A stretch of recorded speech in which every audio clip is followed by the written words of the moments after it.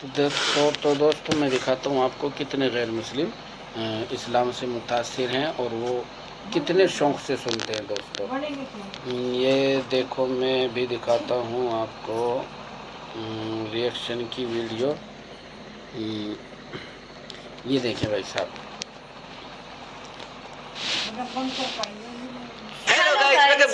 آج ہم لے کے مفتی طارق مسعود کے لطیفے. مفتی طارق مسعود جو ہے ان کے ہم نے تھگ لائف موومنٹ دیکھے ہوئے ہیں اور وہ بہت ہی خطرناک ہے کیونکہ وہ جس طریقے سے بات کرتے ہیں یا پھر جو ان کا طریقہ ہے نا چیزیں بتانے کا ڈسکرائب کرنے کا. یہ دیکھیں بھائی صاحب مطلب لوگ حضرت انس بن مالک رضی اللہ تعالیٰ عنہ فرماتے ہیں کہ تھوڑی سی میں آپ کو بھی سنا دوں. بہت ہی اہم کام ہے, تھوڑی دیر کے لیے آپ کو باہر آنا پڑے گا. گا. مجھے تو باقی دیکھتے ہیں کہ ان کے لطیفے کیسے ہونے والے, تو سٹارٹ کرتا ہے ویڈیو کو. ٹرین میں سفر کر رہا تھا ایک چائنیز کے ساتھ. اچھا چائنیز کے ساتھ. پاکستانی تاجروں کا دماغ بہت تیز چلتا ہے. تو ایک چائنیز کے مچھر آ کے بیٹھا. اچھا چائنیز دنیا کی ہر چیز کھا لیتے ہیں, چائنیز نے اٹھایا اور کھا لیا. اب پاکستان نے بولا یار ادھر تو مچھروں کا بزنس بھی ہو سکتا ہے. تو پاکستانی کے مچھر آ کے بیٹھا, اس نے پکڑا اور چائنیز سے بولا کتنے کا خریدے گا. تھوڑے سے چٹکلے چلتے رہتے ہیں, ان کا موضوع سے تعلق تو نہیں ہے لیکن تھوڑا سا آپ کا دل اس میں لگا رہے کہ وہ ایک جو چوہا جو ہے نا چوہا, اس نے ایک ہاتھی کو دریا میں نہاتے ہوئے دیکھا. اچھا السلام علیکم, خیریت سے آپ. تو ہاتھی کو دیکھا دریا میں نہاتے ہوئے, تو چوہے نے ہاتھی سے کہا یار ذرا باہر آنا, کام ہے ضروری. تو ہاتھی نے کہا بھائی میرے لیے بات آسان نہیں ہے, میں گھنٹوں لگیں گے, میں ہاتھی ہوں, کوئی مذاق نہیں ہوں. چوہے نے کہا نہیں بہت ہی اہم کام ہے, تھوڑی دیر کے لیے آپ کو باہر آنا پڑے گا. بیچارہ اتنی مصیبت سے باہر نکلا, چوہے نے کہا بس ہو گیا کام, واپس جاؤ. ہاتھی نے کہا بھائی کیا ٹینشن تھی, مجھے اتنی مصیبت سے نکلا اور میں چوہا کہہ رہا ہے بس میں یہ دیکھنا چاہ رہا تھا میرا انڈر ویئر پہن کے تو نہیں نہا رہے تم پہ. تو خیر ہاتھی انڈر ویئر نہیں پہنتا. کوئی بھی دنیا کا جانور ایسا نہیں ہے دنیا میں کوئی جو لباس زیبتن کرتا ہو, کیونکہ لباس کا تعلق کس سے ہے, تہذیب سے. انسان ہمیشہ سے لباس پہنتا آیا ہے, یہاں تک کہ قرآن مجید میں اللہ نے فرمایا ہے کہ جب آدم علیہ الصلوۃ والسلام سے خطا ہوئی ہے جنت میں, تو اس خطا کے بدلے میں اللہ نے جو سب سے پہلی سزا دی ان کا لباس چھین لیا. حالانکہ وہ دونوں میاں بیوی تھے, حضرت آدم اور حوا, لیکن ان میں اتنی حیا تھی کہ فطفقا یخصفان علیہما من ورق الجنہ, کہ جنت کے درختوں کے پتوں سے اپنے جسم کو ڈھانپنے لگے. تو پہلے دن سے اللہ نے انسان کے مزاج میں اور انسان کے فطرت میں کیا رکھا ہے, تہذیب. لباس کا تعلق کس سے ہے, امپورٹنٹ پوائنٹ میں مذاق سے سمجھا دیا. جاہل پیر ہوتے ہیں نا اپنے مریدوں کو بس کھانے کھلانے کی ترغیب. انہوں نے کہیں کدو کی فضیلت پہ بیان کیا. کس پہ بیان کیا, کدو کی فضیلت. نبی صحیح حدیث ہے کہ رسول اللہ صلی اللہ علیہ وسلم کو لوکی اور کدو جو ہے نا یہ بہت پسند تھا, یہ صحیح حدیث ہے. اچھا. حضرت انس بن مالک رضی اللہ تعالیٰ عنہ فرماتے ہیں کہ جب ایک صحابی نے حضرت انس بن مالک کو دیکھا کہ وہ سالن پکا ہوا ہے, اس میں جہاں جہاں کدو ہے نا, تو حضرت انس بن مالک وہ کدو تلاش کر کر کے کھا رہے ہیں. اچھا. تو کسی نے پوچھا کہ ایسا کیوں, فرمایا میں نے نبی صلی اللہ علیہ وسلم کو ایسے ہی دیکھا. آپ کو لوکی پسند تھی, صحت کے لیے بڑی زبردست چیز ہے, لیکن یہ تو ایک طبعی چیز ہے نا, کوئی ضروری نہیں کہ ہر آدمی کو پسند ہو, یہ تو طبعی چیز ہے. تو آپ وہ مولانا سے جو جاہل پیر تھے نا, انہوں نے اپنے مریدوں کو حدیث سنائی کہ کدو نبی نے کھایا, نبی کی سنت. جب کھانے کا ٹائم آیا نا, تو وہ جو مرید تھا اس نے کہا کہ حضرت میں آپ کے لیے کدو شریف پکا کے لے آؤں. اب کدو کے ساتھ کیونکہ سنت ہو تو شریف کا لفظ بھی ایڈ کر دیا کہ کدو اتنے فضائل سنے, تو حضرت میں آپ کے لیے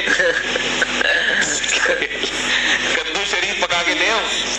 وہ ان کے تو آسان خطا, یار اب ہمیں کدو کھلائیں گے بھائی صاحب. تو انہوں نے کہا یار ہم گناہگار لوگ ہیں, میرے لیے کوئی بغیرت سی مرغی پکا کے لے آؤ. بغیرت سی مرغی, ہم کیا ہیں, ہم بڑے گناہگار لوگ ہیں, کدو شریف کہاں, ہمارے لیے کوئی بغیرت سی جس میں غیرت بالکل ہی نہ ہو. دیکھیے جو فارمی چکن ہے نا, بیچارے کو کچھ پتہ نہیں. مجھ سے ایک دفعہ بقرعید میں کسی نے مسئلہ پوچھا کہ حاملہ گائے جو ہے نا, حاملہ گائے, اس کی قربانی جائز ہے. حاملہ گائے, میں نے کہا ہاں جائز ہے. تو انہوں نے کہا کہ اس بیچارے معصوم بچے کا کیا قصور ہے, وہ جو گائے کے پیٹ میں معصوم بچہ ہے اس کا کیا قصور ہے. تو میں نے کہا اس کی ماں بیچارے کا کیا قصور تھا جس کو ہم کاٹ رہے ہیں, اس کو کسی جرم کی سزا دی جا رہی ہے. تو جانور بیچارے کا کوئی قصور تھوڑی ہوتا ہے کہ جو ہم اس کو کاٹ کے کھاتے ہیں. وہ اللہ نے بنایا کس کے لیے, ہمارے لیے. چٹکلا سناتا ہوں نا, کئی بار آپ سن چکے ہیں. وہ ایک بچے نے ایک مس تھی, انہوں نے وہ بچے بیٹھے ہوئے تھے, اسٹوڈینٹس بیٹھے ہوئے تھے, ان سے معاہدے لیے کہ دیکھو بیٹا پکا وعدہ کرو, پکا وعدہ کرو کہ پان گٹکا نہیں کھاؤ گے. انہوں نے کہا مس پکا وعدہ پان گٹکا نہیں کھائیں گے.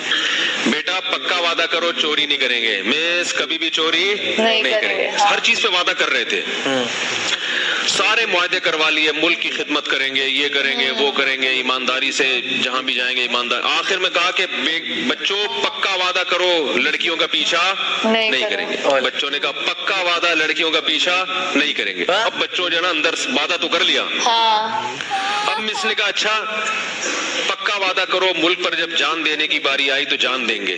انہوں نے کہا دے دیں گے, ایسی زندگی کا کرنا بھی کیا ہے ہم نے. جب جان دینے کی باری آئے گی تو کیا کریں گے, جان دے دیں گے, زندگی کو بچا کے کرنا بھی کیا ہے. میں تو ایک جگہ حیران ہو گیا, ہم کہیں جنگل میں گئے تفریح کے لیے, تو مجھے تھوڑا سا شوق ہے مختلف لوگوں کا انٹرویو لینے کا, ان کا کلچر کیا ہے. تو میں نے دیکھا کہ اب ہمارے کیمپ کے قریب 2 ذرا ایجڈ سی خواتین تھیں, تو میں نے کہا چلو ان سے تھوڑا سا انٹرویو لوں, یہ خیمے میں کیا پکا رہی ہیں. ہم وہاں قریب گئے تو وہ کچھ مچھلی ڈال کے اور کچھ پکا رہی تھی. تو تھائی زبان میں ایک ترجمہ کرنے والے میرے ساتھ موجود تھے, تو وہ انہوں نے بتایا کہ یہ مفتی صاحب ہیں, ہمارے عالم ہیں, یہ آئے ہیں, یہ آپ سے انٹرویو لینا چاہتے ہیں. میں نے ان سے پوچھا آپ کیسے رہتے ہیں, کیا کھاتے ہیں, تو گپ شپ ہوئی. تو پھر جب انہوں نے تعارف کروایا نا کہ ہمارے عالم ہیں یا مذہبی رہنما ہیں, تو پھر وہ کہنے لگی خواتین کہ آپ وہ تھیں تو بدھسٹ تھیں, تو انہوں نے کہا آپ ہمارے لیے گاڈ سے دعا کریں کہ اللہ ہمیں اولاد دے دے. اچھا, تو میں نے کہا یہ دونوں لیڈیز کے اولاد, یعنی شاید ہمیں سے مراد ہو ان کے میاں کہیں اور رہتے ہوں گے, دونوں کی اولاد نہیں ہوئی. تو میں نے کہا کہ وہ کیا مطلب آپ دونوں کے یعنی شوہر کہاں ہیں, تو پتہ چلا کہ یہ ان کا شوہر ہے اور یہ کیا ہے.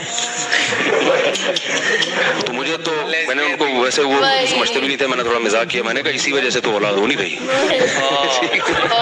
بھائی اولاد کے لیے ایک کا عورت ہونا تو دوسرے کا مرد ہونا, یہ تو دونوں فرشتے بھی کنفیوز ہو رہے ہیں کہ یار ان کو اولاد اللہ کی طرف سے دے کیسے ہم. تو ایسے عجیب عجیب فیشن ان لوگوں کے, مرد نظر نہیں آتا اور عورت نظر نہیں آتی. تو اسلام نے حکم دیا کہ مرد ہو تو حلیہ کیسا ہونا چاہیے, یہ نیچر ہے بھائی, مرد بن کے رہے اور عورت بن کے رہے. وہ ایک آدمی کسی کے یہاں رشتہ, بیان ختم ہو گیا, جو جانا چاہیں جا سکتے ہیں. ایک آدمی کسی کے گھر میں رشتہ لینے کے لیے گیا, تو وہ لڑکی کے ابا نے نا, جو لڑکا آیا تھا رشتہ لینے کے لیے, اس کے سامنے چائے اور بسکٹ رکھ دیے. اور وہ لڑکا وہ ڈبو کے کھا رہا ہے نا. لڑکی کے والد نے بولا کیا ہے, اس کو تو تمیز نہیں ہے کھانے کی, ڈبو کے کھانا, انکار کر دیا رشتے کا. اب لڑکے کو بڑی شرمندگی بھی, بہت افسوس ہوا یار یہ کیا ہو گیا, اور پتہ بھی تھا کہ کیوں انکار کیا. تو باہر نکل کے لڑکی کے ابا سے کہتے ہیں رشتے کا آپ نے انکار کر دیا, افسوس تو بہت ہوا, مگر ڈبو کے کھانے کا اپنا ہی مزہ ہے. صحیح بات ہے, ڈبو کے کھانے کا اپنا ہی مزہ ہے, وہ تھوڑی چھوڑیں گے ہم. اور حقیقت ایسے ہے, حقیقت ہے, چائے بسکٹ رکھے ہو نا, میرا اپنی ظاہر بھی ہے کہ ڈبو کے کھانے کا شرم داری ہوتی ہے انسان کو, لیکن جو مزہ آتا ہے ڈبو کے کھانے میں, وہ بغیر پاپے جتنا ڈبو کے کھانے میں مزہ آتا ہے, تو بسکٹ ہو کوئی بھی چیز ہو, ڈبو کے کھانے کا بہرحال اپنا مزہ ہے. تو اب کوئی بھی میں کہیں جاتا ہوں نا, کوئی لوگ چائے بسکٹ رکھ دیتے ہیں زبردستی کے کھا بولو, تو پھر میں ڈبو کے ہی کھاتا ہوں, اور میں بولتا ہوں بھائی ڈبو کے کھانے کا اپنا مزہ ہے. آپ کو لگے گا مفتی صاحب کیا کر رہے ہیں, بھائی ہم آپ کی وجہ سے مزہ تھوڑی. تو ایک تو ملا کے لفظ سے بھی ایک وحشت ہوتی تھی, اوپر سے مدرسے گئے تو انہوں نے ظلم یہ کیا کہ ٹینٹ کرانے کا حکم دے دیا. پہلے ہی ہم کالج کی لائن میں وہ ہر وقت جو ہے نا, وہ کہیں گلاس نظر آتا تو بالوں کی ساکس بنا رہے ہیں, یہ کر رہے ہیں, وہ کر رہے ہیں. ایک تو اتنی بڑی قربانی دی کالج لائف کو چھوڑ کر, وہ عیاشیوں کو چھوڑ کر. حضرت کا مدرسہ بھی ایسا تھا, 8 طلبہ تھے اس وقت ٹوٹل, کوئی بڑا مدرسہ بھی نہیں تھا. اچھا, تو اس میں جانا ہی میں سمجھتا ہوں اللہ نے قربانی لے لی, اور اوپر سے آرڈر کیا آیا کہ یہ کیا کرا دو, اکلا کر دو. آپ کو ذرا گھر میں جائیں گے تو گھر والے اور مذاق اڑائیں گے, لوگ بھی دوست احباب بھی, یار کیا بنا دی. اس لیے میں مدرسوں میں ٹینٹ کرانے کے بہت زیادہ خلاف ہوں. اور یہ جو میں نے بال رکھے تھے نا 8-10 سال زلفیں, یہ اس ٹینٹ کے انتظار میں رکھی. جیسے ہی مدرسے سے فارغ ہوئے بال چھوڑ دی, لیکن کیونکہ گنجوں کا مذاق اڑایا تو اس کی سزا ہے کہ آج میں خود خیر وہ ٹرین تو میں نے کرائی، دوبارہ رکھ لیں گے بال انشاءاللہ۔ تو ان دنوں میں جب ہم روزانہ یعنی ہر تھوڑے دن کے بعد آرڈر آتا تھا کہ ٹرین کرا لو، تو ایک دن میں افسردہ بیٹھا ہوا تھا، تو ایک طالب علم تھا، اس نے مجھے ایک شعر سنایا تو بڑی تسلی ہوئی۔ شعر اصل میں تو یوں ہے، رضینا قسمت الجباری فینا، حضرت علی کا شعر ہے رضی اللہ عنہ۔ لنا علم وللجہال معلوم، ہم اللہ کی تقسیم پہ راضی ہیں۔ قسمت الجبار، جبار یعنی اللہ نے جو تقسیم کی نا ہم اس پہ راضی ہیں۔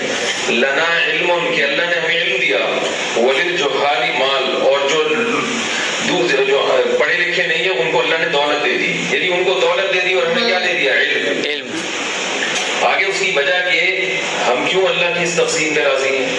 فإن المال يفنى عن قریب وإن العلم يبقى لا يزال، اس لیے کہ مال عن قریب فنا ہونے والا ہے اور علم ہمیشہ باقی رہنے والا ہے۔ تو اصل شعر یوں تھا، تو اس طالب علم نے اس کو چینج کیا۔ کیسے؟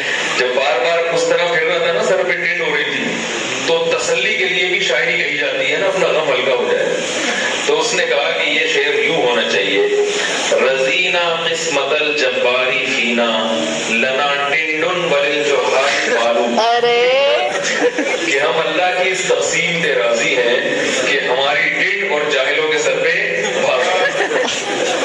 آگے دلیل، فإن البال يفنى عن قریب وإن الٹنڈ يبقى لا يزال، اس لیے کہ بال عن قریب۔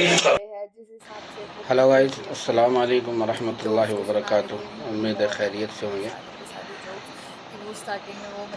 محترم بھائی دوستو، اللہ تبارک و تعالیٰ نے فرمایا کہ یہ نبی آخری نبی ہے، یہ امت آخری امت ہے، اور اس کلمے کی دعوت ہر انسان کے گھر گھر تک پہنچے گی انشاءاللہ، اور آج وہ وقت آ گیا کہ اسلام کا بول بالا ہر گھر میں ہو رہا ہے انشاءاللہ۔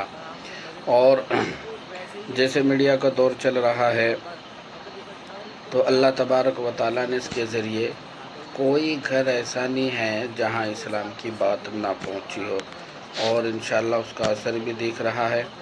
بہت سارے ہمارے بزرگ ہیں، علماء کرام ہیں، تو ان کے بیانات جیسے یوٹیوب پہ، فیس بک پہ ایسے